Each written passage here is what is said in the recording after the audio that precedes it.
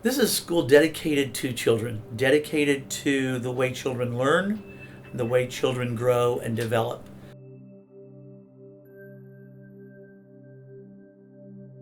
For a little over 40 years, we've been working on trying to make that our mission of creating an environment that teaches the messages that should be coming from home so that they get them hopefully from home and from the school as well. Work ethic, engagement, accountability, and compassion. And really what we want children to have when they get to adulthood, all children, no matter what their field of study, is work ethic, the willingness to engage, to be accountable for what they can do and not make excuses or blame, and then to have a wonderful amount of compassion on their fellow man. And I think if we can get those four things back centered where they need to be, we then can teach biology and chemistry and math and all the things. But when all those subject areas come in front of those four concepts that human beings need to be able to work together, to grow, to feel healthy, to feel needed, to feel purposeful, I think we're going to continue to struggle. Children want to do their best. Kids are made to do more tomorrow than they did today and to want to. They don't know what their best is. And perhaps they don't know to want to do their best, but they want to do more. They want to achieve. They want to grow. They learn to walk, potty, talk, eat, if they're in a good environment. If they're not in a good environment, or they're hindered from those things, kept from those things, then they don't make the progress that they naturally would. So we understand very early on in the first few years of life, they've got to be in a good environment, nurtured, cared for, a safe environment, one that is nurturing, one that encourages, one that gives safety, one that allows them to put their energy toward growth, not protection, self-preservation, or defensiveness. Then we get to school and we start putting them in an environment that is not safe all the time. They don't know if they're going to be okay. They don't know if they're going to be good enough. And they're challenged on a regular basis when they walk in, at every level, it seems, to have to show up, have to be okay, have to look like, be like, talk like, act like.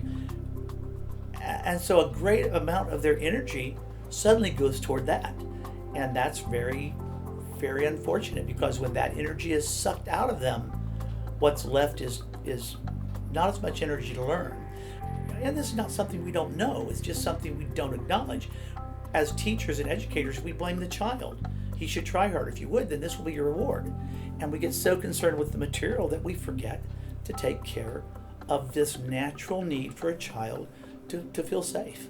If they can do it, then you might be able to do that long enough that they can find it out. But there's still those kids who sit around talking about, oh, I'm going to do terrible, I'm not going to do it. Then they make the A on the test and you're like, why are you doing this to yourself? Why are you doing it to everyone else?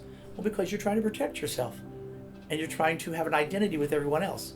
And it's annoying. It's annoying to you as a person as you grow and have that constantly in your head. And it's annoying to the people around you who get tired of hearing when they know you're going to do just fine. So you made it through, but not the kid who didn't have the ability to do really well, because that's not how their brain works. Their best is not reading at this speed. Their best is not calculating math in their head, because their mind doesn't work that way.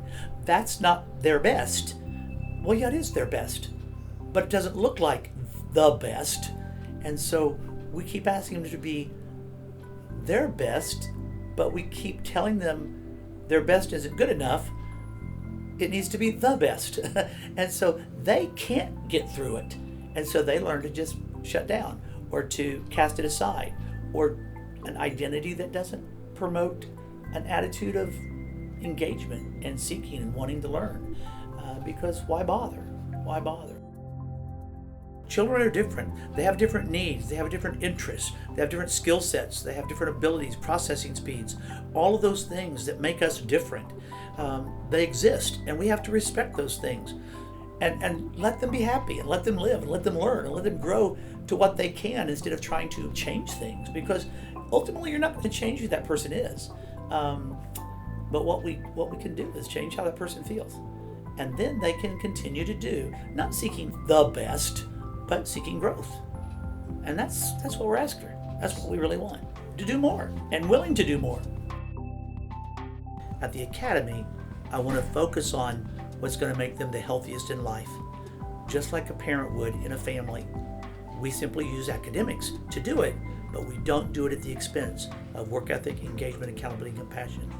That's God-given. All those qualities are God-given, and that we have to accentuate those and honor those and give them the value they need, instead of a score, where you fit, where you're ranked, all those things.